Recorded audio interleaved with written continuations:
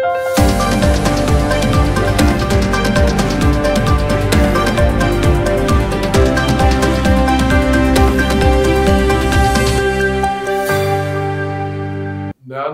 योद्ध्यांनो, सर्वप्रथम आजच्या कार्यक्रमात आल्याबद्दल मी आपलं अभिनंदन करतो. भाषणाच्या सुरुवातीला आजचा विषय 35,000 वर्षाची भारतीय सभ्यता. तर विषय प्रारंभ करायच्या आधी माझ्या स्फूर्तीस्थानांना मी वंदन करतो. आर्यश्रेष्ठ महात्मा गांधी, ज्ञानसूर्य डॉक्टर आंबेडकर आणि सृजन योगी डॉक्टर हेडगेवार यांना स्मरून मी आजचा माझा रिसर्च केलेला विषय मांडतोय, 35,000 वर्षाची भारतीय सभ्यता. तर सभ्यता हा शब्द मांडत असताना माझं टार्गेट ऑडियन्स मी तरुण मन किंवा तरुण लोक समजतो. त्यामुळे मी सर्वप्रथम काही डेफिनेशन स्पष्ट करतो की मी ब्रेनला, ह्युमन ब्रेनला हार्डवेअर समजतो. मी ह्युमन नेचरला, प्रकृतीला ऑपरेटिंग सिस्टीम समजतो आणि कल्चरला मी मेंटल सॉफ्टवेअर समजतो. आणि या भाषेत मी आजचा विषय मांडणार आहे. तर युरोपमध्ये कल्चर म्हटल्यावर जी कन्सेप्ट डोळ्यासमोर येते, तर अमेरिकेमध्ये तीच कन्सेप्ट सिव्हिलायझेशन या शब्दाने समोर येते. भारतामध्ये ती कन्सेप्ट मराठीमध्ये आजच्या भाषेत सभ्यता म्हणून समोर येते. तर प्राचीन भारतामध्ये आर्ष भाषेमध्ये सभ्यतेला धर्म हा शब्द आहे. आज धर्म म्हणजे रिलिजन जरी लोक म्हणत असले तरी प्राचीन भारतामध्ये धर्म म्हणजे सभ्यता, वे ऑफ लाईफ. तर 35,000 वर्षाची सभ्यता हा विषय आहे.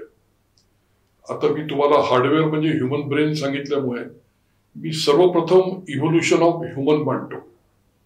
60-70 लाख वर्षापूर्वी पृथ्वीवर मानवाचा उत्क्रांती सुरू झाली. साधारण आज असं मानलं जातं की आतापर्यंत मानवाच्या 20 प्रजाती या कालखंडामध्ये विकसित झाले. त्यातल्या 19 प्रजाती आज नष्ट झालेल्या आहेत. आजच्या क्षणी पृथ्वीवर 810 कोटी लोक राहतात. तर ही 810 कोटी लोक ही एकच प्रजातीची आहे बायोलॉजीच्या दृष्टीने.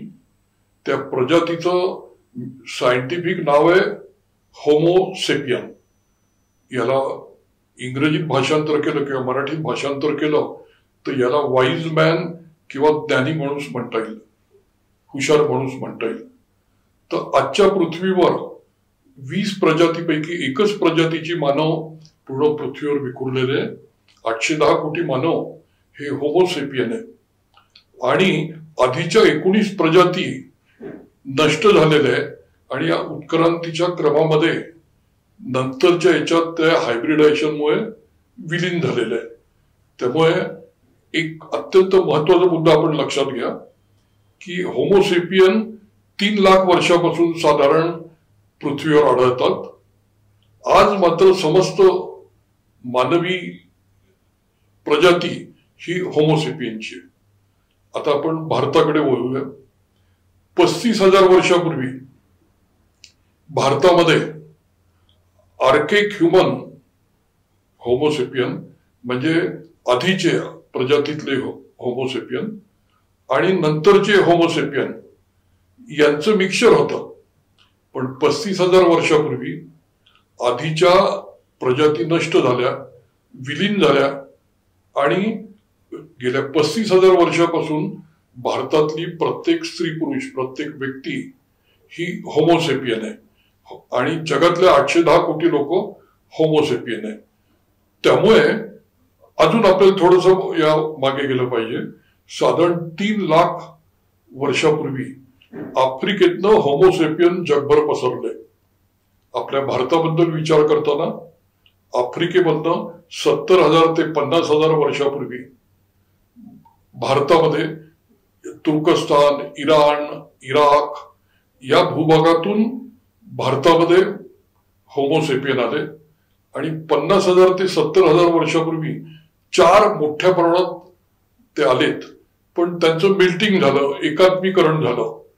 त्यामुळे आजचे समस्त भारतीय 50,000 ते 70,000 वर्षापूर्वी एकात्म झालेले. त्याच्या आधी त्यांचं विभाजन दाखवता येईल, पण 50,000 वर्षापासूनचा भारतातला जो मानव आहे तो एकसारखा आहे.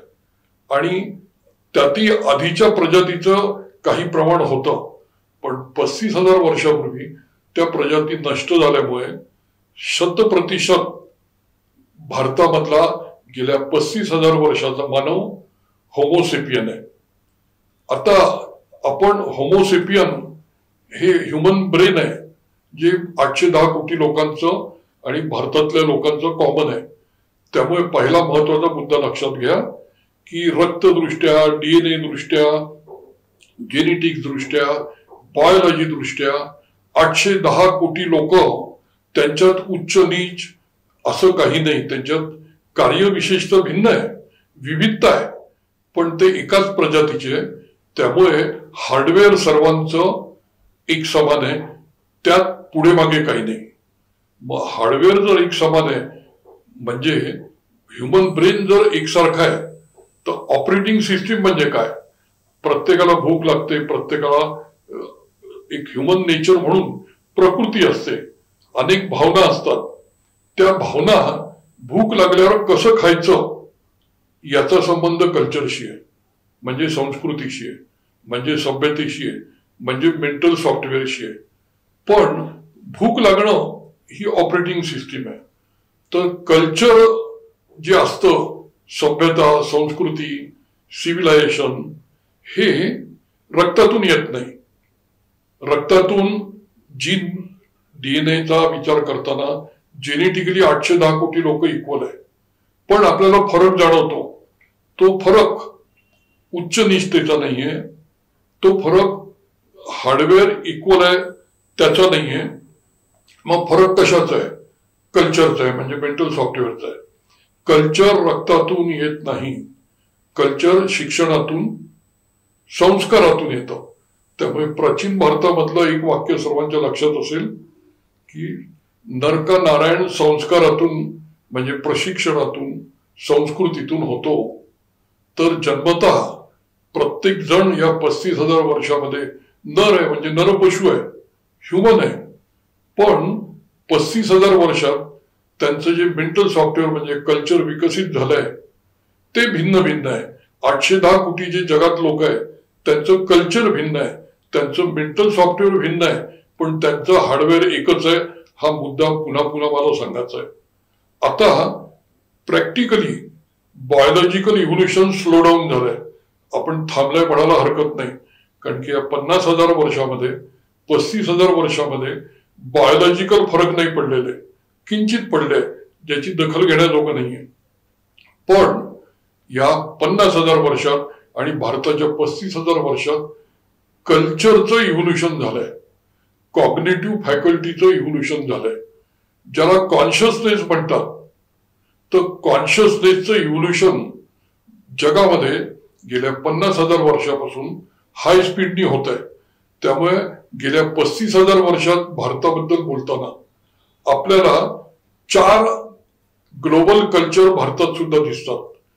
पहिलं ग्लोबल कल्चर जे दिसतं भारतामध्ये, ज्याला आपण रान सभ्यता म्हणू, इंग्लिशमध्ये जंगल सिव्हिलायझेशन म्हणता येईल. साधारण 35,000 वर्षापासून भारतातलं जे रान सभ्यता आहे ती इतरांपेक्षा जास्त प्रगत आहे, कारण की या 35,000 वर्षामध्ये इथला मानव पूर्व, पश्चिम, दक्षिण, उत्तर तो चारी बाजूनी पसरलाय आणि तो या भूभागाचा गेल्या 35,000 वर्षापासून पूर्ण मास्टर झालेला आहे. हा भूभाग त्यांनी पचवलेला आहे. त्यामुळे जगातलं रान सभ्यता आणि भारतातली 35,000 वर्षापासूनची रान सभ्यता ही आपल्याला भारतातली रान सभ्यता जास्त विकसित दिसते. तर रान सभ्यतेचे दाखले आपल्या वैदिक लिटरेचरमध्ये आपल्याला आढळतात.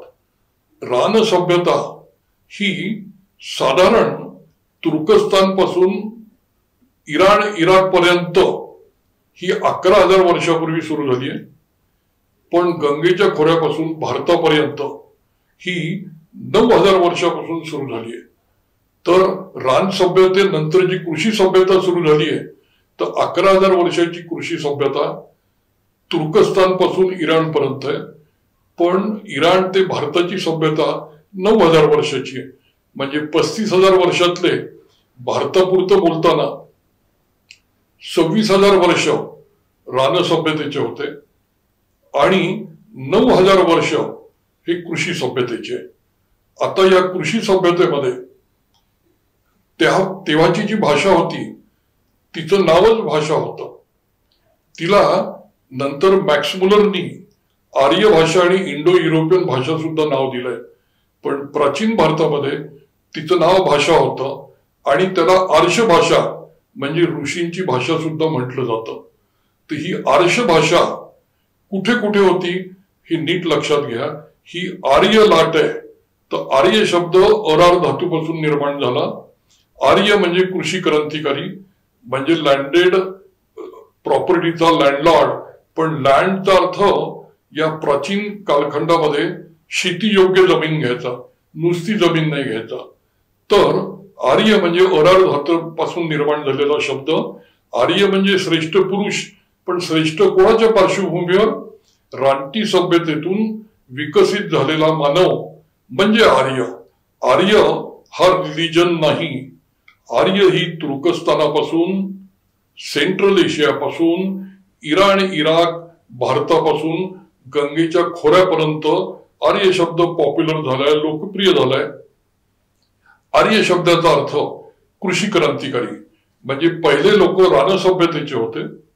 नंतर तुर्कस्तानापासून इराणपर्यंत 11,000 वर्षापासून कृषी म्हणजे आर्य सभ्यता आली आणि आपल्याकडे 9,000 वर्षापासून आली. आता आपण ज्याला वैदिक लिटरेचर म्हणतो, ते वैदिक लिटरेचर हे कृषी कालखंडात विकसित झालेलं आहे. आणि कृषी कालखंडात जे विकसित झालंय, तर या वैदिक लिटरेचर पूर्वी मौखिक होतं. ते मौखिक असल्यामुळे तोंडपाठ केलं जायचं. पण महाभारतानंतर हे वैदिक लिटरेचर संहिताकरण झालं, म्हणजे डॉक्युमेंटेशन झालं. तोपर्यंत लिपी चांगली विकसित झाली. आणि महाभारतानंतर आधीचं जे वैदिक लिटरेचर होतं, जे मौखिक होतं म्हणजे पाठांतरावर आधारित होतं, ते नंतर संहिता रूपाने म्हणजे लिखित पद्धतीने उपलब्ध झालं. आता एक महत्वाचा मुद्दा आहे, महाभारताच्या आधीचं वैदिक कल्चर आणि नंतर त्याला वैदिक कल्चर म्हणत नाही, कारण की नंतर आधीच्या कल्चरचं डॉक्युमेंटेशन झालंय. तर महाभारताचा काळ आपल्याला बघितला पाहिजे, म्हणजे हा विषय सोपा होईल. तर आपल्या पुराणांमध्ये, वायू पुराणामध्ये, भागवत पुराणामध्ये असं लिहिलेलं आहे की नंदाच्या आधी परीक्षितापर्यंत जो कालखंड आहे आणि वंशावळी त्या उपलब्ध आहे. तर पुराणांच्या मते महाभारत साधारण 1500 BCचं आहे, म्हणजे आजपासून 3,500 वर्षापूर्वीच आहे. पण कलियुग कॅलेंडर जे 600 BCला जन्माला आलं, जे भारतात मोठ्या प्रमाणात वापरलं जातं, ते मात्र महाभारत 5,000 वर्षापूर्वीचा म्हणतात. पण पुराणांची त्याला मान्यता नाही. महाभारत हे 1500 BCचं आहे. तर महाभारतापर्यंत म्हणजे 9,000 वर्षापासून, म्हणजे 7,000 BC पासून 1,500 BC पर्यंत या कालखंडामध्ये जे मौखिक साहित्य निर्माण झालं, तोंडी साहित्य निर्माण झालं, ते महाभारतानंतर ते साहित्य लेखी रूपात आलंय. हा मुद्दा लक्षात घ्या. तर महाभारताचं हा एक टर्निंग पॉइंट आहे. आता वैदिक लिटरेचरमध्ये जो महत्वाचा ऋग्वेद आहे, त्या ऋग्वेदामध्ये पृथुवैन्य नाव आहे. नंतरच्या आपल्या भारतीय पुराण, रामायण, महाभारत, वेदांचे ग्रंथ, त्याच्यामध्ये पृथुवैन्यांचं नाव आहे. पृथुवैन्य हा पहिला आद्य आर्य राजा आहे. आर्य राजा म्हणजे ज्यांनी कृषी विद्येची स्थापना केली, ज्यांनी कृषी जगत निर्माण केलं, ज्यांनी रानटी सभ्यतेतून कृषी क्रांती केली. तर आर्य ची जी प्रारंभ आहे ते पृथुवैन्यापासून आहे. पृथुवैन्याच्या नावामध्येच इतिहास उलगडतो. वेन नावाच्या रानटी राजाचा मुलगा म्हणजे पृथू, म्हणजे पृथूचे आई वडील रान सभ्यतेचे होते आणि पृथूनी कृषी क्रांती प्रारंभ केल्यामुळे ज्याचे दाखले पूर्ण प्राचीन लिटरेचर मध्ये उपलब्ध आहे. आणि या पृथुवैन्याला 14 मनूची मन्वंतर मानली जातात. तर हा जो पृथुवैन्य आहे हा भारताच्या पद्धतीप्रमाणे 6व्या मन्वंतरातला आहे. आणि 7वं मन्वंतर, आज आपण 7व्या मन्वंतराचे आहोत असं भारताची मान्यता आहे. तर 7वं मन्वंतर 7व्या मनूपासून सुरू झालं. मनूच्या मुलाचं नाव इक्ष्वाकू सांगितलं जातं. इक्ष्वाकू राजवंशाचे 104 राजे इक्ष्वाकू पासून महाभारतामध्ये होऊन गेले. महाभारत काळापर्यंत महाभारतात 104 नंबरचा इक्ष्वाकू राजा कौरवांच्या बाजूनी लढला. त्याचं नाव होतं अमरशण. म्हणजे इक्ष्वाकू राजवंशाचा पहिला राजा इक्ष्वाकू आणि 104 नंबरचा महाभारतातला राजा अमरशण. या कालखंडामध्ये 76 नंबरचा राजा इक्ष्वाकू राजा म्हणजे राम, त्याचा भाऊ भरत. हा मुद्दा लक्षात घ्या. आणि जैन लिटरेचर मध्ये इक्ष्वाकू हे पहिले तीर्थंकर आहे. जैनांमध्ये 24 तीर्थंकर झाले, त्यातले 22 तीर्थंकर जैन लिटरेचर प्रमाणे इक्ष्वाकू राजे. शेवटचे 2 तीर्थंकर ऐतिहासिक आहे. आधीच्या 22 तीर्थंकरांबद्दल डाटा उपलब्ध आहे, पण हिस्ट्रीचे मॉडर्न लोक त्याला मानत नाही, पण शेवटच्या 2 यांना मानतात. तर 24 पैकी 22 तीर्थंकर हे इक्ष्वाकू राजे आहे. आणि पहिल्या तीर्थंकरांचं नावच जैन लिटरेचर प्रमाणे इक्ष्वाकू आहे. तर पहिला तीर्थंकर म्हणजे इक्ष्वाकू. आणि इक्ष्वाकू राजघराण्यात 104 राजे होऊन गेले. राम नंबर 76चा हे मी आपल्याला आधीच सांगितलं. तर आता 22 जानेवारीला जे रामाचं मंदिराचं जे पुनर्निर्माण झालं, तर राम हा राजा नंबर 76 आहे. आता महत्वाचा मुद्दा आहे, भरत नाव कसं पडलं भारताला? तर इक्ष्वाकूला 2 मुलं होती. एकाचं नाव भरत, एकाचं नाव महाबली. तर इक्ष्वाकूच्या भरत नावाच्या राजापासून या देशाला भरत हे नाव पडलं. हा मुद्दा लक्षात घ्या. महाभारत 1500 BCचं आहे. या 104 वंशावळी जी आहे उपलब्ध, एक 20 वर्षाची राजवट जनरेशन मानली तर 2000 वर्षाचा कालखंड येतो. तर 2000 वर्ष म्हणजे 1500च्या मागे 2000 वर्ष म्हणजे 3500 BC ला इक्ष्वाकू राजे झाले पहिले. आणि 104 नंबर 1500 BC ला झाले. आणि मध्ये 104 राजे होऊन गेलेले. तर इक्ष्वाकूचा मुलगा भरत, तर भरत हे नाव साधारण 3500 BC पासून आपल्या देशाला प्राप्त झालंय. नंतर 76 नंबरचा राजा इक्ष्वाकू राजा राम, रामाच्या भावाचं नाव पुन्हा भरत आहे. भरताच्या मुलाचं नाव तक्ष आहे. भरतानी तक्षशिला जी आज पाकिस्तानमध्ये शहर आहे ते भरतानी वसवलंय.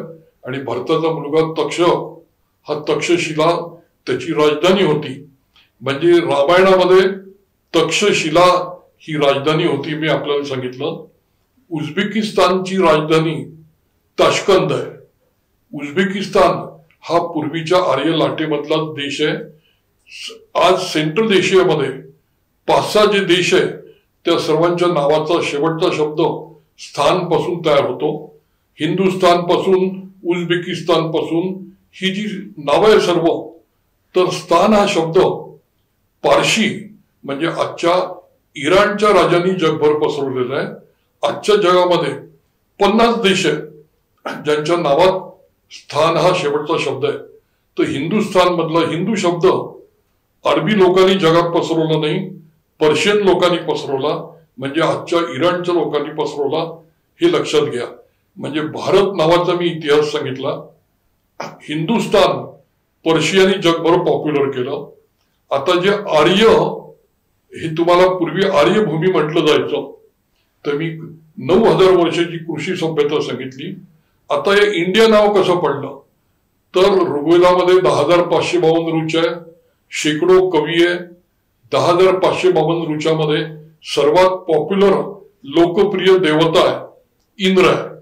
इंद्रापासून इंडिया शब्द तयार झाला आणि ग्रीकांनी भारताला इंडिका, इंडिया या नावाने जगामध्ये पॉप्युलर केलं.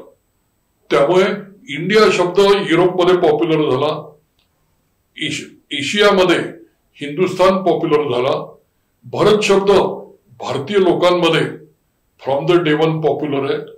आपण हा आता इतिहास बघितल्यानंतर आपल्याला 35,000 वर्षाची सभ्यता सांगायची आहे, तर इतिहासाचार्य राजवाडे यांनी वैदिक लिटरेचरमध्ये रानटी सभ्यतेचे अनेक दाखले वैदिक लिटरेचरमध्ये अभ्यास करून मांडले. ते मुळातून आपल्याला बघता येतील. म्हणजे वैदिक सभ्यतेच्या लिटरेचरमध्ये, वैदिक लिटरेचरमध्ये कृषी सभ्यता म्हणजे आर्य सभ्यतेची जशी वर्णन आहे तशी रानटी सभ्यतेची सुद्धा वर्णनं उपलब्ध आहेत. इव्हन रानटी सभ्यतेमध्ये जेव्हा कुटुंब संस्था जन्माला आली नव्हती तेव्हा रानटी सभ्यतेमध्ये यज्ञाच्या, आज ज्याला यज्ञ म्हणतात, तर पूर्वीच्या काही रानटी सभ्यतेमध्ये अग्नीच्या साक्षीनी, अग्नीच्या भोवती तेव्हाचे स्त्री पुरुष प्रार्थना करत, अग्नीची प्रार्थना करत, संगीत म्हणत अग्नीच्या साक्षीनी वंशवृद्धी करायचे. तेव्हा कुटुंब नव्हतं, कुटुंब संस्था जन्माला यायची होती, स्त्री पुरुष ग्रुपनी राहत असत. त्यामुळे अग्नीच्या साक्षीनी, अग्नीच्या पवित्र साक्षीनी निर्माण झालेल्या मुलांचा तेव्हा कुटुंब संस्था नसल्यामुळे प्रजापती हा सर्वांचा प्रमुख मानला जायचा. आता जुन्या लिटरेचरमध्ये अजून एक इंटरेस्टिंग दाखला आहे की प्रजापतीच्या मोठ्या मुलाला असुर म्हणतात, लहान मुलाला देव म्हणतात. तर मी जे आपल्याला आधी सांगितलं की 11,000 वर्षाची कृषी सभ्यता असुरांमध्ये, इराक, इराण, तुर्कस्तानमध्ये, आणि भारताची सभ्यता 9,000 वर्षांमध्ये भारताला देवभूमी म्हणतात. तर हा जो 2,000 वर्षाचा फरक आहे, हा फरक आपल्याला वैदिक लिटरेचरमध्ये आर्य सभ्यतेमध्ये मोठा मुलगा म्हणजे असुर, लहान मुलगा म्हणजे देव हा संदर्भ येतो. आर्य सभ्यतेमध्ये, संस्कृतीमध्ये एकमेकांच्या बिरादरीत लग्न करायची, दुसऱ्याच्या बिरादरीत लग्न करायची पद्धत होती. त्यामुळे असुर कन्या देव मुलांशी आणि देव कन्या असुर मुलांशी लग्न करत असत. महाभारतापर्यंत असुर आणि देव एकत्र होते. आता भगवान कृष्ण यांचे वडील देव, यांचे मामा कंस म्हणजे असुर. तर महाभारतामध्ये एक उल्लेख आहे की कृष्णानी, लोकनायक श्रीकृष्णानी, नुसतं कौरव पांडव युद्ध आपल्याला माहिती आहे, पण भारतामध्ये तेव्हा असुर राजे जे होते त्यांना पांडवांच्या मदतीने भगवान कृष्णानी त्यांचा पराभव केला आणि देवराजे महाभारताच्या कालखंडामध्ये भारतभर निर्माण झाले. म्हणजे त्याच्या आधी भारतामध्ये देवराजे सुद्धा होते, असुर राज्य सुद्धा होते. आता आपल्या इथे 3.5 मुहूर्तामध्ये बलिप्रतिपदा अर्धा मुहूर्त मानला जातात. आपण दशावतारामध्ये, आपल्याला दशावतार माहिती आहे, तर परशुराम म्हणजे पर्शिया म्हणजे आजचा इराण, राम, कृष्ण, बुद्ध हे दशावतारातली नावं आपल्याला माहिती आहे. याच्यामध्ये इतिहास सुद्धा दडलेला आहे. तो इतिहास आपण लक्षात घेतला पाहिजे. वामन दशावतारातला एक आहे.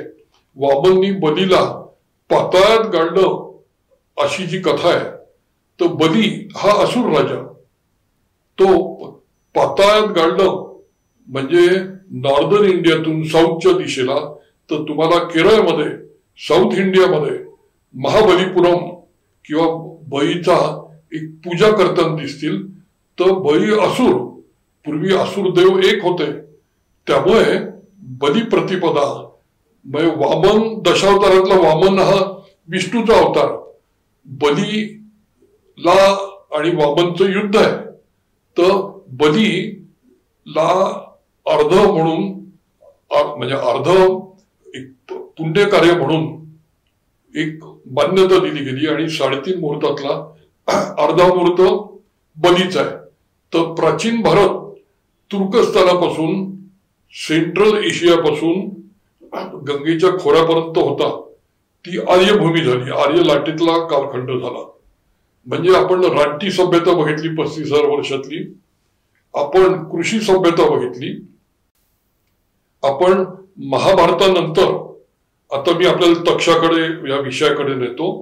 रामायणामध्ये तक्षशिला रामाच्या पुतण्याने बसवली आहे. तीच तक्षशिला नंतर अभिमन्यूचा मुलगा त्याची राजधानी होती, जी आजच्या पाकिस्तानमध्ये.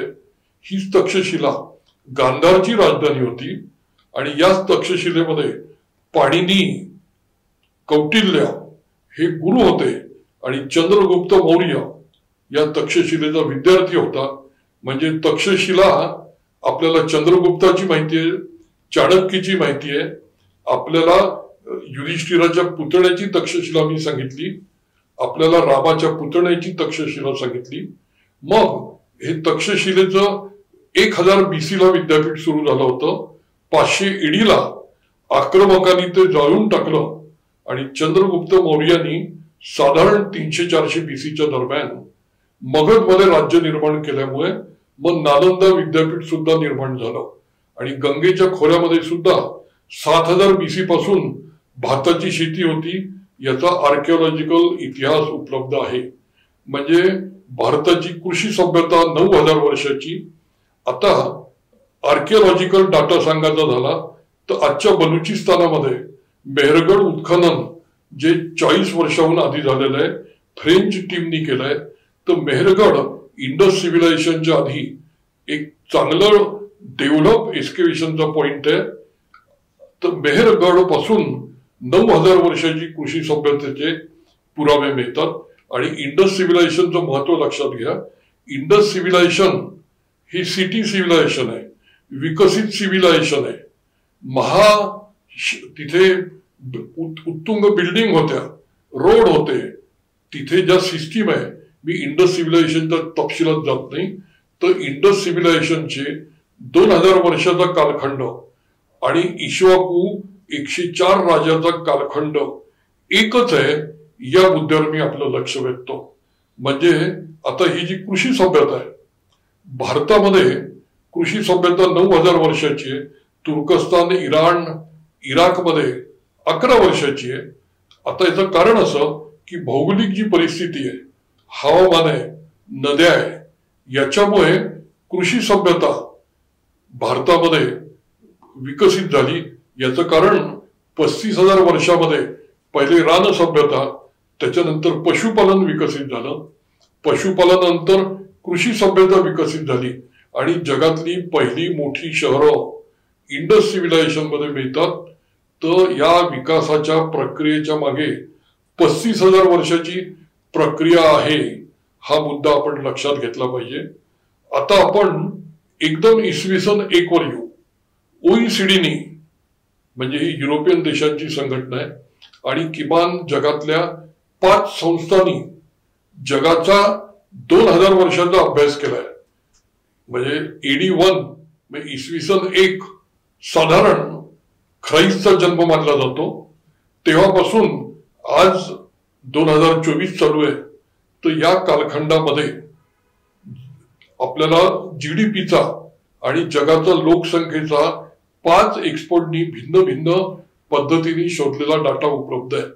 आज जो GDP शब्द उच्चारतात तर भारत आणि चीन या 2000 वर्षामध्ये 60% GDP मध्ये कॉन्ट्रीब्युशन देत होतं.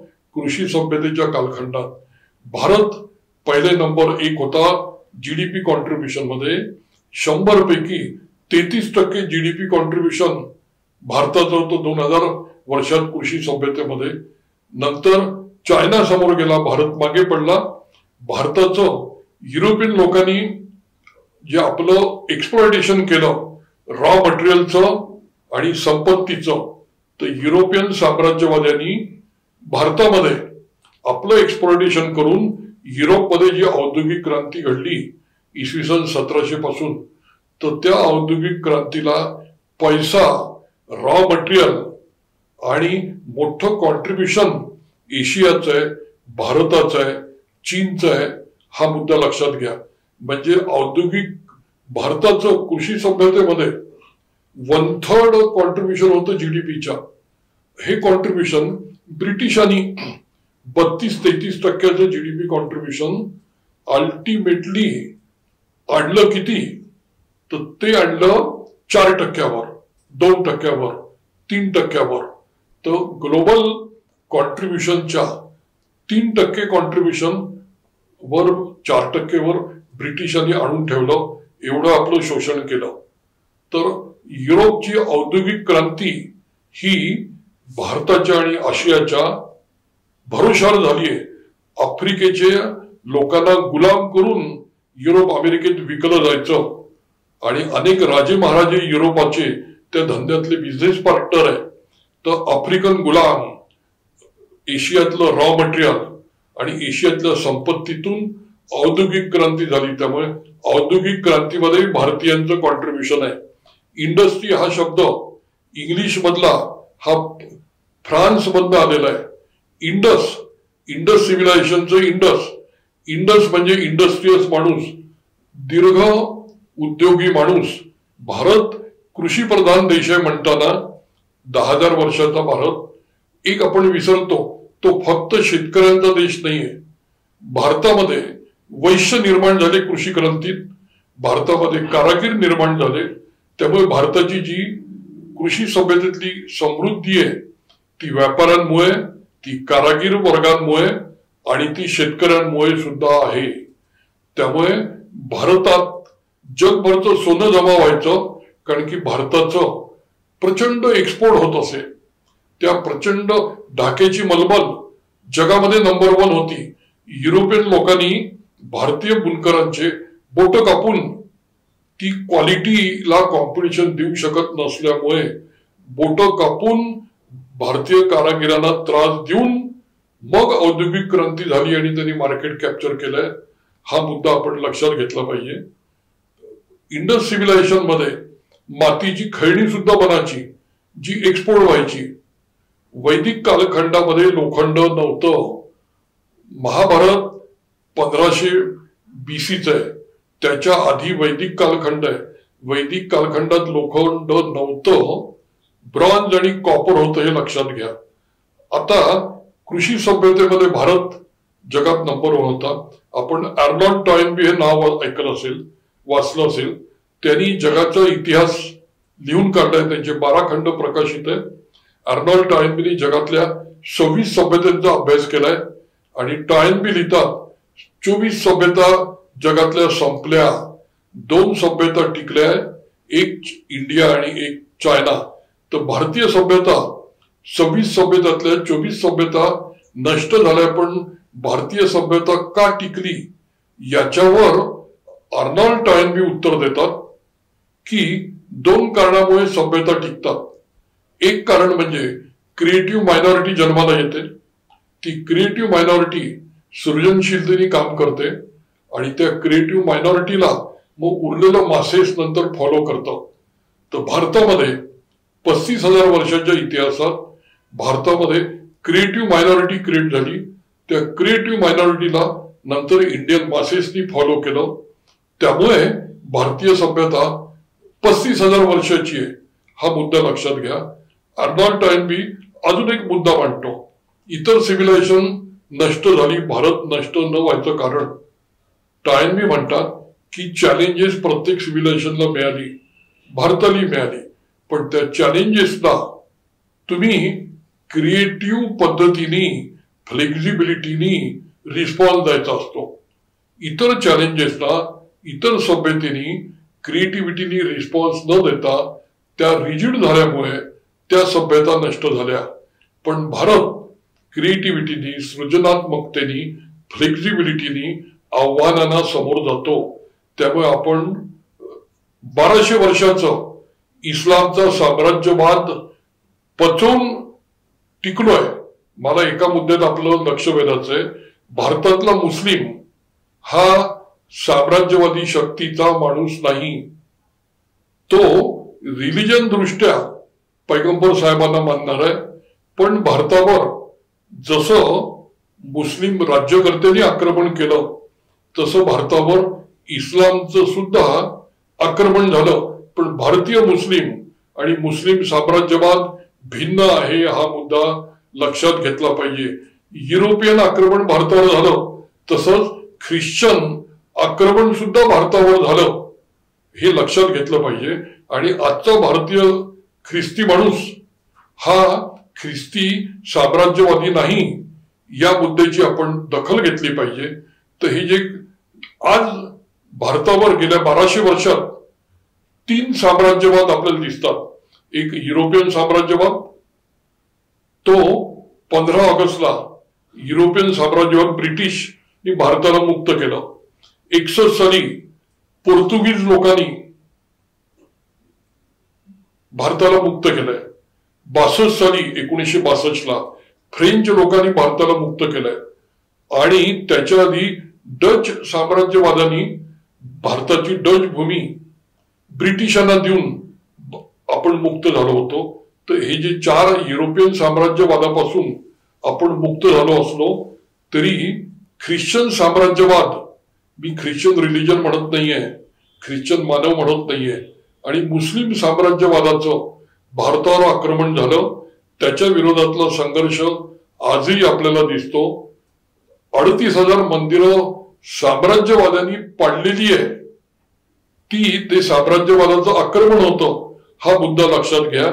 सॅम्युअल हंटिंग्टन फोरकास्ट करतात आहे की जगामध्ये सिव्हिलायझेशनचं वॉर होणार आहे आणि ते सिव्हिलायझेशनची मांडणी करताना ते रिलिजनचा सहारा घेतात.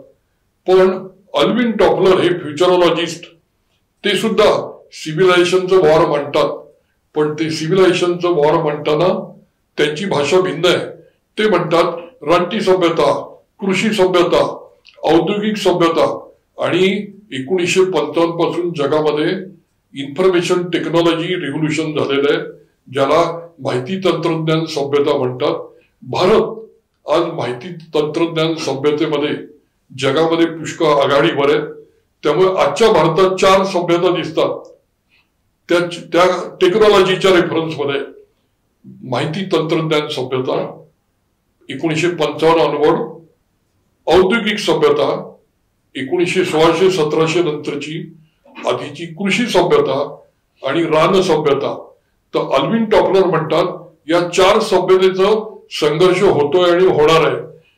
औद्योगिक सभ्यतेने कृषी सभ्यतेला हरवलं, इन्फॉर्मेशन टेक्नॉलॉजीची सभ्यता कृषी सभ्यतेला हरवणार आहे. हा अल्विन टॉपलरांचा सुपर स्ट्रगलचा सिद्धांत आहे. म्हणजे मी आपल्या पुढे अल्विन टॉपलर मांडले, मी आपल्या पुढे सॅम्युअल हंटिंग्टन मांडले, मी अर्नॉल्ड टॉयनबी आपल्या पुढे मांडले. आता मी सिस्टर निवेदितांच्या एका मुद्द्यावर लक्ष वेधतो. सिस्टर निवेदिता म्हणतात की भारतामध्ये जे हिंदू सभ्यता, हिंदू कल्चर, मानसिकता विकसित झाली आहे ती नॅचरल आहे, ती आर्टिफिशियल नाही आहे. भारतीय लोकांकडे एक ग्रंथ, एक महामानव प्रकार नाहीये. तर मानवाचा जो भारतातला विकास आहे हा निसर्ग क्रमातनं झालेला आहे. त्यामुळे सिस्टर निवेदिता असं लिहितात, मांडतात की भारतातला जो हिंदू सभ्यतेचा विकास आहे तो निसर्गदत्त आहे, तो नैसर्गिक तत्वावर उभा झालाय. म्हणजे मानवाला भारतामध्ये हिंदू म्हटलं जातं, पण भारतीय हिंदू हा मानवी प्रक्रियेचा अभेद्य भाग आहे. तर ही जी हिंदू सभ्यता, जी नैसर्गिक मानव सभ्यतेतला हिंदू हे वैशिष्ट्य दिलेली सभ्यता, तर सिस्टर निवेदिता म्हणतात या हिंदू सभ्यतेला, हिंदू कल्चरला मॅनमेड मॅनेजमेंटची, औद्योगिक सभ्यतेची, तेव्हा औद्योगिक सभ्यता होती, आता माहिती तंत्रज्ञान सभ्यता सुद्धा आहे. तर माहिती तंत्रज्ञान सभ्यता, औद्योगिक सभ्यता, हिंदू सभ्यतेला जोड दिल्यानंतर एक अजोड शक्ती निर्माण होईल. आता अल्विन टॉपलरच्या थर्ड वेव्ह पुस्तकावर आपलं लक्ष वेधतो. अल्विन टॉपलर थर्ड वेव्ह मध्ये महात्मा गांधींची विचारसरणी आणि सॅटेलाइट कॉम्प्युटर टेक्नॉलॉजीला थर्ड वेव्ह म्हणजे ज्ञानयुग म्हणजे माहिती सभ्यता या पद्धतीने वर्णन करतात. हा मुद्दा आपण लक्षात घेतला पाहिजे. कार्ल मार्क्सनी 1952 साली ब्रिटिश इंडियावर लेखन केलेलं आहे. त्यात कार्ल मार्क्स 1852 साली 1852चा कार्ल मार्क्सचा लेखन आहे. त्यात कार्ल मार्क्स म्हणतात की भारतामध्ये हिंदुस्थानमध्ये 2 नॅशनल मासेस आहे. एक आहे हिंदू आणि एक आहे मुस्लिम. आणि हीच भाषा नंतर पारतंत्र्यामध्ये मुस्लिम लीगनी पॉप्युलर केली की या भारतामध्ये 2 राष्ट्र आहे, मुस्लिम राष्ट्र आणि हिंदू राष्ट्र. तर हा मुद्दा आपण लक्षात घेतला पाहिजे. या पार्श्वभूमीवर जी भारताची फाळणी झाली ती फाळणी ब्रिटिशांनी केली. हेतू स्पष्ट होता की स्वतंत्र भारत स्वतंत्र झाल्यावर ब्रिटिशांना जुमानणार नाही, युरोपियन शक्तीला जुमानणार नाही, म्हणून त्यांनी पाकिस्तान निर्माण केला त्यांच्या सैनिकी अड्ड्यासाठी. आणि भारत आणि पाकिस्तानचं विभाजन झालं 15 ऑगस्ट 47 ला. हे ब्रिटिशांनी केलं हे लक्षात घेतलं पाहिजे. आणि तेव्हाच्या पंडित जवाहरलाल नेहरू आणि इंडियन नॅशनल काँग्रेसनी त्या पार्टिशनला मान्यता दिल्यामुळे ते अंमलात आलं हे सुद्धा आपण लक्षात घेतलं पाहिजे. या पार्श्वभूमीवर विभाजन ब्रिटिशांनी केलंय, ते रिलिजनच्या नावाने केलेलं आहे. ते भारतीयांना तेव्हाही मान्य नव्हतं, आजही मान्य नाहीये. इंडियन नॅशनल काँग्रेसनी तेव्हा जबरदस्तीने मान्य केलं, कारण की ब्रिटिशांचं राज्य होतं, पर्याय नव्हता. पण विभाजन रिलिजनच्या नावाने झालं, जे भारतात कोणीच मान्य नाही केलं. हा मुद्दा लक्षात घ्या. त्यामुळे भारतामध्ये मुस्लिम साम्राज्यवाद, ख्रिश्चन साम्राज्यवाद आजही नष्ट झालेला नाही. युरोपियन राज्यकर्ते बाहेर गेले, वापस गेले. पण एक मुद्दा लक्षात घ्या, स्वतंत्र भारत पाकिस्तानवर वर्चस्व आलं युरोपचं. पण रशियानी जो दुसऱ्या महायुद्धातला विजेता आहे त्यांनी नेहरूंच्या मार्फत, नेहरू डायनास्टीच्या मार्फत भारतामध्ये रशियाचं सुद्धा इनडायरेक्टली साम्राज्य आलं होतं. नेहरूंच्या कालखंडात 1977 पर्यंत जो विकास झालाय, तर भारत कुठेतरी कळत नकळत कम्युनिस्ट रशियाचा सॅटेलाइट देश झाला होता हे विसरून चालणार नाही. तर आजची जी सभ्यता आहे भारतातली, आता आजच्या सभ्यतेवर येऊ. आज भारतामध्ये 2 संघर्ष चालू आहे. ते 2 संघर्ष कसे? एक संघर्ष आहे ज्यांना 35,000 वर्षाच्या भारतापासून प्रेरणा घ्यायची आहे आणि भारताच्या 35,000 वर्षाची जी संस्कृती आहे, मूल्य आहे, सहिष्णुता आहे, लोकशाही आहे, त्या भरोशावर विकास आणि प्रगती करायची आहे. आणि भारतामध्ये आजही वसाहतवादी मानसिकतेचे लोक आहेत जे पश्चिमेकडे आजही बघतात. त्यांची आज भारतातले जे कम्युनिस्ट आहे त्यांचं इन्स्पिरेशन युरोपमध्ये, कार्ल मार्क्सच्या ग्रंथांमध्ये, त्यांचं विचाराचं मूल हे विदेशी आहे. आज विदेशी फोर्सेस भारतामध्ये सक्रिय आहे. याचं कारण की भारत वर्ल्ड इकॉनॉमीमध्ये नंबर 5 वर आलेला आहे आणि 3-4 वर्षात भारत नंबर 3 वर येणार आहे. आणि 2047 साली जेव्हा आपलं स्वातंत्र्य युद्धाचं सेंटिनरी म्हणजे शताब्दी साजरी होईल, तेव्हा भारत विकसित देश होणार आहे 2047 ला.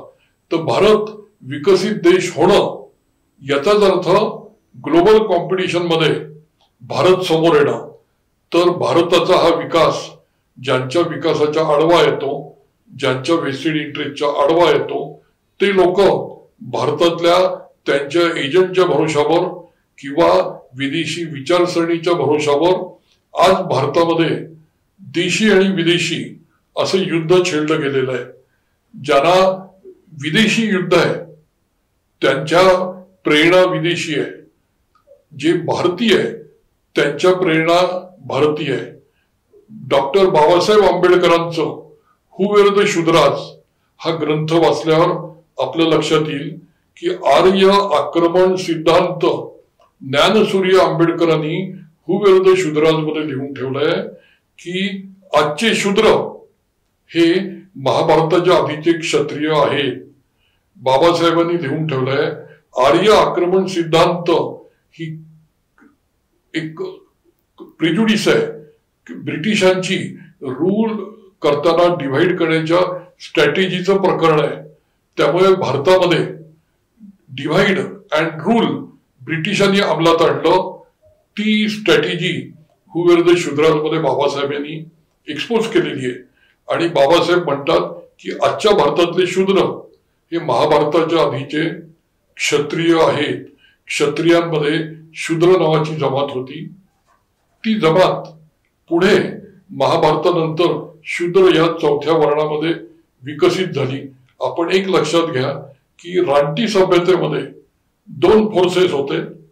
एक मसल पासून शक्ती प्राप्त करणारा, एक माइंड पॉवरची शक्ती प्राप्त करणारा.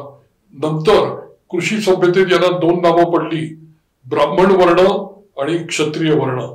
तर कृषी सभ्यतेमध्ये 9000 वर्षाच्या कालखंडात कृषी क्रांतीमुळे वैश्य वर्ण तयार झाला. वैश्य वर्ण हा कृषी क्रांतीचं अपत्य आहे. त्यामुळे महाभारतापर्यंत 3 वर्ण होते बाबासाहेब लिहितात आहे. आणि महाभारतानंतर क्षत्रियांमधून शूद्र नावाचा चौथा वर्ण निर्माण झाला. हे हू वेर द शूद्राज मध्ये आपण बारकाईने समजून घेतलं पाहिजे. आता भारताची जी 35,000 वर्षाची सभ्यता आहे, ही 35,000 वर्ष भारतीयांना जे प्राप्त झालंय ते विथ कंटिन्युटी आहे. रान सभ्यता, त्याच्यातून पशुपालन सभ्यता, त्याच्यातून कृषी सभ्यता, त्याच्यातून औद्योगिक सभ्यता, आता माहिती तंत्रज्ञान सभ्यता. आणि त्यामुळे 2047चा ज्ञानयुगीन समर्थ समृद्ध भारत हा शुद्ध भारतीय प्रेरणेतून निर्माण झालेला हा आहे. आणि एक मुद्दा लक्षात घ्या, ज्याला रिलिजन म्हणतात म्हणजे धर्म नाही, रिलिजन म्हणजे संप्रदाय. तर संप्रदाय हा एका अर्थाने मेंटल सॉफ्टवेअर आहे. मेंटल सॉफ्टवेअर किंवा कल्चर रक्तातून येत नाही, संस्कारातून येतो. त्यामुळे भारतात जे रिलिजन आहे, भारतात जे कल्चर आहे, ते ऑल कल्चर इक्वल नाही. तर कल्चरल डिफरन्स आहे. आपलं हार्डवेअर इक्वल आहे, हार्डवेअर मध्ये उच्च निष्ठा नाही, पण कल्चरल पुढे मागे आहे. एकाला मूर्ती फोडायची आहे, एकाला मूर्तीची पूजा करायची आहे, एकाला मंदिर पाहिजे, एकाला मंदिर नकोय. हा कल्चरल डिफरन्स आहे. याचा संबंध रक्ताशी, डीएनएशी नाही, कल्चरशी संबंध जोडणं ही अंधश्रद्धा आहे. कल्चरचा डीएनएशी, रक्ताशी संबंध नाही. जो युरोपियन लोक वंशवाद मांडत होते तो रक्तातून मांडलेला होता, त्याला नवविज्ञान नाकारतं. तर आपण एक लक्षात घ्या, जेनेटिकली सर्वजण इक्वल आहे, कल्चर वाईज सर्वजण एकसारखे नाहीत. All cultures, all religions are not equal, they are different. त्यांची वैशिष्ट्य भिन्न आहे, त्यांची मूल्य भिन्न आहे. आणि आता भारतामध्ये जो संघर्ष आहे, तो संघर्ष एक महत्वाचा संघर्ष आहे. तो संघर्ष कल्चरचा आहे, सभ्यतेचा आहे, मेंटल सॉफ्टवेअरचा आहे, हार्डवेअरचा, जीनचा, जेनेटिक्सचा, बायोलॉजीचा नाही. हा मुद्दा जर आपण लक्षात घेतला तर भारताचा 35,000 वर्षाचा जो कंटिन्युअस इतिहास आहे, त्या उत्क्रांतीमधनं भारत मधल्या कालखंडामध्ये त्याला तो मस्क्युलर पॉवरला, मसलला हरला.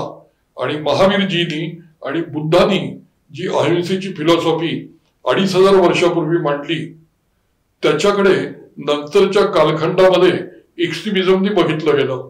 आम्ही अहिंसेचा अर्थ सेल्फ डिफेन्स मेकॅनिझम वीक करण्याशी नकळत करून बसलो. आमचं स्वसंरक्षण दुर्बल झालं. म्हणून मधल्या कालखंडामध्ये आम्ही पराभूत होत गेलो, आम्ही हरत गेलो, पण आम्ही सपशेल हरलो नाही. आम्ही आमची सभ्यता, आमची संस्कृती, आमचे मूल्य, आमची लोकशाही, आमची सहिष्णुता, आमचा विश्ववाद, आमचा ब्रह्मांडवाद जो टिकून आहे, तो टिकून असायचं कारण एक लक्षात घ्या, 131 वर्षापूर्वी अमेरिकेमध्ये स्वामी विवेकानंदांचं भाषण ब्रदर अँड सिस्टरनी झाल्यावर जगात टाळ्या पिटल्या गेल्या. कारण की ख्रिश्चन आणि मुस्लिम, ज्यांना अब्राहम रिलिजियस म्हणतात, तिथे ब्रदर सिस्टर कन्सेप्ट नव्हती. त्यामुळे विवेकानंदांनी बंधूनो भगिनींनो म्हटल्यावर टाळ्या पिटल्या. पण ते बंधूनो भगिनींनो हे भारतीय अध्यात्म होतं. तेव्हा सायन्स टेक्नॉलॉजी उपलब्ध नव्हती आणि बंधू भगिनी हे बहीण भाऊ नाही असं तेव्हाचं सायन्स सांगायचं. तेव्हा रेसिझम होतं. आताचं जेनेटिक सायन्स जे विवेकानंदांनी 131 वर्षापूर्वी मांडलं, त्याचं विज्ञान आज उपलब्ध झालंय. त्यामुळे 810 कोटी लोक खरंच बंधू भगिनी आहे, पण कल्चरल डिफरन्स आहे. आपली सभ्यता, आपलं कल्चर ऍडव्हान्स आहे. आपल्याकडे पूर्वी जो विकनेस होता, सेल्फ डिफेन्स मेकॅनिझम वीक झाल्याचा, तो दूर झालेला आहे. आता आपण समर्थ सुद्धा होत आहोत, समृद्ध सुद्धा होत आहोत.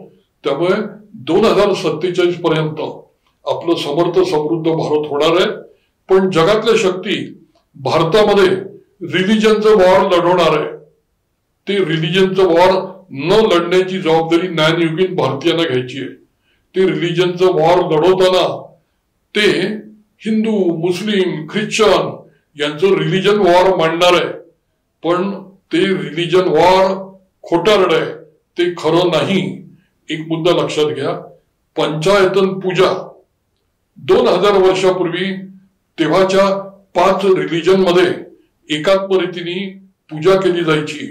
आणि आर्किओलॉजिकल रेफरन्स आहे 2000 वर्षापूर्वी 5 रिलिजन एकत्र आणल्याचा. नंतर इसवी सन 800च्या दरम्यान आद्य शंकराचार्यांनी दुसरी पंचायतन पूजा केली. त्यावेळेच्या 5 रिलिजनना, मी रिलिजन शब्द वापरतोय, धर्म शब्द वापरत नाहीये, संप्रदायांना आद्य शंकराचार्यांनी एकत्र आणलं आणि 5 रिलिजनचं एकात्मीकरण केलं. 21व्या शतकामध्ये आपल्याला 2047 पर्यंत नव पंचायतन पूजा करायची आहे. म्हणजे काय, भारतात जन्माला आलेले जे रिलिजन आहे ते रिलिजन, त्यांना इंडियन कॉन्स्टिट्यूशन, हिंदू हा शब्द वापरतो. मी इंडियन कॉन्स्टिट्यूशनचा रेफरन्स देतोय. हिंदू म्हणजे ज्यांची रिलिजन भारतात जन्माला आलेले आहे अशा व्यक्ती. तर हिंदू रिलिजन, त्यात अनेक रिलिजन्स आहे. भारतात जन्माला आलेले रिलिजन एक. मुस्लिम रिलिजन, भारतात मोठ्या प्रमाणात मुस्लिम बंधू आहे, त्यांचं रिलिजन भिन्न आहे. पण भारतीय मुस्लिम आणि हिंदू यांचा बंधुभाव वाढवायचा आहे. रिलिजन युद्ध खेळायचं नाही, इतरांना लढवायचं आहे. आपल्याला ते लढू नाही द्यायचं. ख्रिश्चन लोक येशूला मानतात, प्रत्येकाला अधिकार आहे आपापल्या महापुरुषाला मानाचा. तर हिंदू, ख्रिश्चन, मुस्लिम भारतामध्ये पर्शियामधनं म्हणजे इराणमधनं आलेले पारशी आहे, त्यांचंही रिलिजन आहे. भारतामध्ये ज्यू सुद्धा आहे. एक लक्षात घ्या, केरळमध्ये ज्यू, मुस्लिम, ख्रिश्चन यांचं आपल्यावर साम्राज्यवादी आक्रमण व्हायच्या आधी या तिन्ही रिलिजनची आणि ज्यू लोकांनी आक्रमण नाही केलं, पण त्यांची सुद्धा प्रार्थना स्थळ केरळमध्ये 2-2 हजार वर्षापासून अस्तित्वात आहे. तर भारतीय सभ्यता कोणत्याही रिलिजनच्या विरोधात नाही, पण साम्राज्यवादाच्या विरोधात आहे. त्यामुळे आपल्याला 2047ला रिलिजनचं युद्ध लोकांना भडकवायचं आहे. आपल्याला ते भडकू नाही द्यायचं. आपण सर्व भारतीय आहोत, आपण सर्व इंडियन आहोत. हिंदू नावाचा रिलिजन उपस्थित नाही, अस्तित्वात नाही. तर आपल्याला हिंदूला रिलिजन न समजता हिंदुस्थानचा हिंदू जेव्हा तो हज यात्रेत जातो तेव्हा त्याला हिंद मुस्लिम म्हणून फॉर्म भरावा लागतो. इंडियन ख्रिश्चन, भारतीय ख्रिश्चन इंडियन मुस्लिम, हिंद मुस्लिम, भारतीय मुस्लिम हे सर्व एक आहे. भारत शब्द कॉमन आहे. तर आपल्याला रिलिजनचं युद्ध होऊ नाही द्यायचं. आपल्याला समर्थ समृद्ध भारत करायचा आहे, सहिष्णू भारत करायचा आहे. आणि 2047ला आपल्याला जगाचं पुन्हा समर्थ समृद्ध ज्ञानयुगीन संस्कृती म्हणून समोर जायचंय. तर 35,000 वर्षाचा मी सभ्यतेचा धावता कालखंड आपल्या पुढे मांडला. याचे तपशील हजारोंनी उपलब्ध आहे. आर्किओलॉजी मध्ये उपलब्ध आहे, जेनेटिक्स मध्ये उपलब्ध आहे, अँथ्रोपॉलॉजी मध्ये उपलब्ध आहे. तर सायंटिफिक पद्धतीने बघा आणि भारताचा 35,000 वर्षाचा रान, कृषी, औद्योगिक आणि ज्ञानयुगीन सभ्यतेचा इतिहास समजून घ्या. धन्यवाद.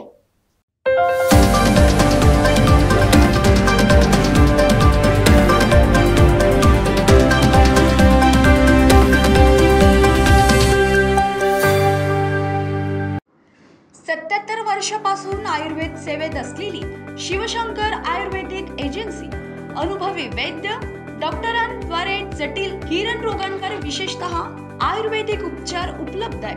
सर्व नावाजलेल्या कंपन्यांची औषधं आणि सर्व प्रकारची जडीबुटी आणि रोगप्रतिकारक शक्ती वाढवण्यासाठीही अनेक प्रकारची औषधं मिळवण्याचे एकमेव विश्वसनीय स्थान. आमच्या इथे सगळ्या प्रतिष्ठित कंपन्यांचे औषधी उपलब्ध आहे. मग वाट कोणाची बघताय? आत्ताच भेट द्या. शिवशंकर आयुर्वेदिक क्लिनिक. आमचा पत्ता आहे योग कॉम्प्लेक्स, डॉक्टर मंगला केतकर हॉस्पिटलच्या समोर, महाजन मार्केट जवळ, टेम्पल बाजार रोड, सीताबर्डी, नागपूर. संपर्क साधा 8605 24 50 80. Landline number 0712 25 67 74 7.